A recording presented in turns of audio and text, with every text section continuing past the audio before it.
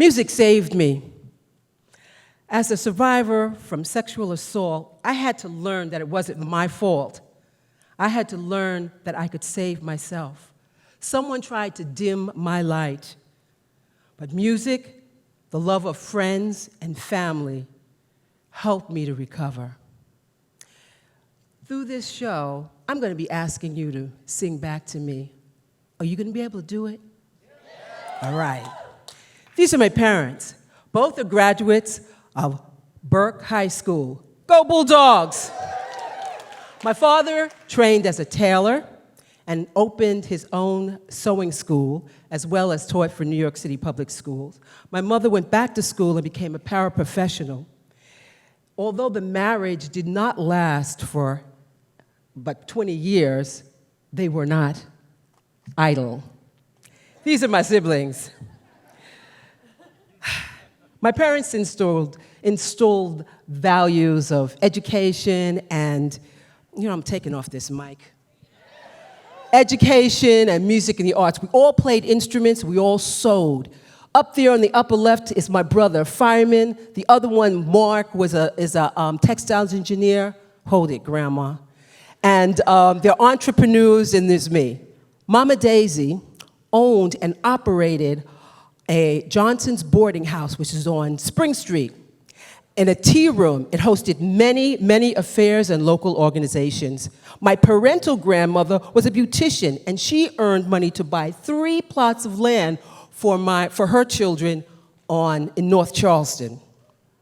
This was a safe place for musicians like Ella and Sarah and Billy to stay and perform during the Jim Crow era.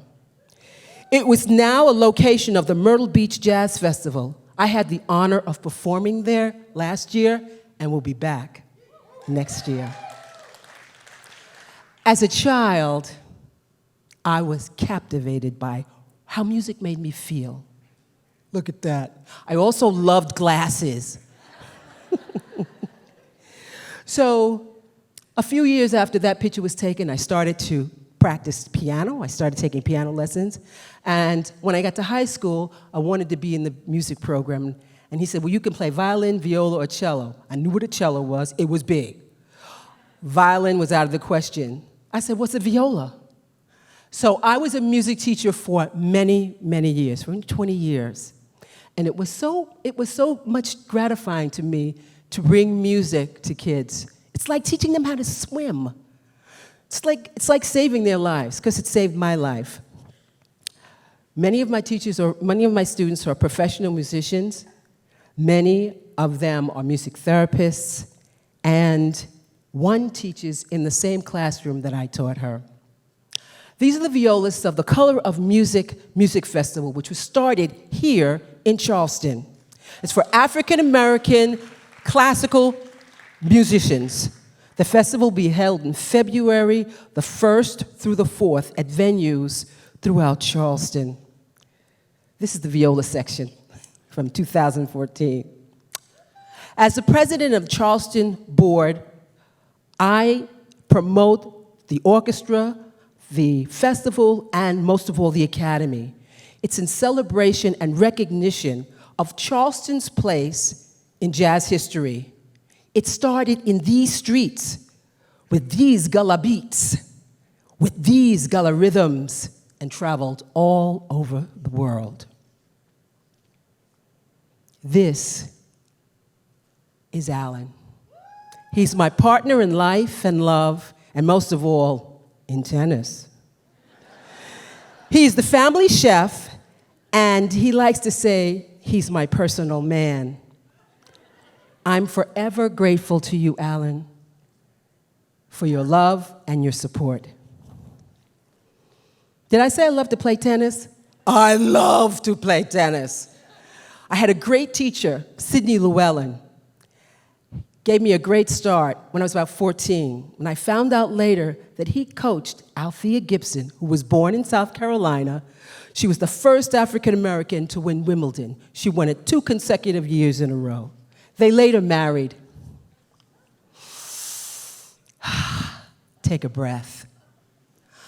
I practice yoga and meditation, and I believe that taking a breath, even 10 breaths, 2 breaths, can connect you with your body and your mind. So I had that note on my thing, take a breath.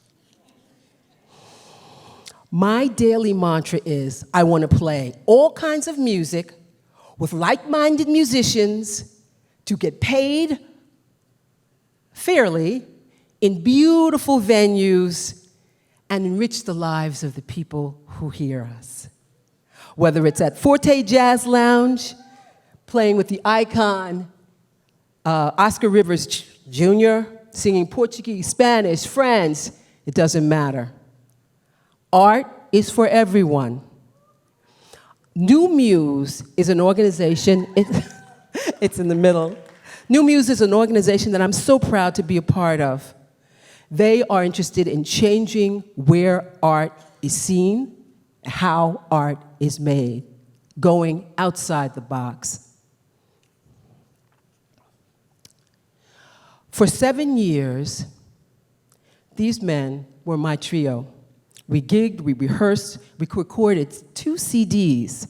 Charlie Taylor is right next to me, John DiPietro, and Jesse Crawford. Okay, they're not familiar, but they were dedicated journeyman musicians who helped to make me the musician that I am.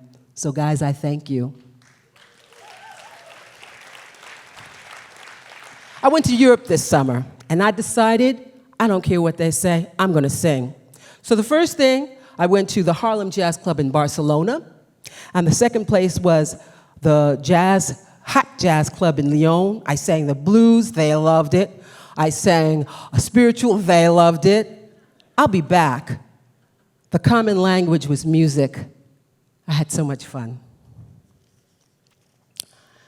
In 2014, I attended Bobby McFerrin's Circle Song workshop.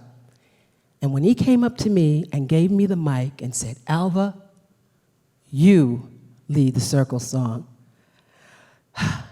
I did it, and I've been leading Circle Songs ever since. In churches, choirs, on the street, after rehearsals. I had a rehearsal with 2 girlfriends, Zandrina and Tanya, and we said, let's do a Circle Song. So I'd like to do a Circle Song with y'all. Follow me. Zedum, dedum, zedum, dedum, zedum, dedum, zedum, dedum, again. Zedum, dedum, zedum, dedum, zedum, dedum, zedum. Keep repeating. Zedum, dedum, zedum, dedum. Now I'm going to give you something to do. Zedum, dedum, zedum, zedum.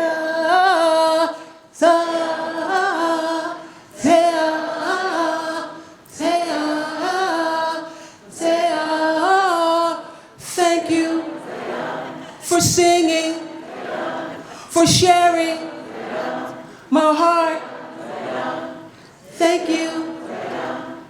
Oh, oh, oh.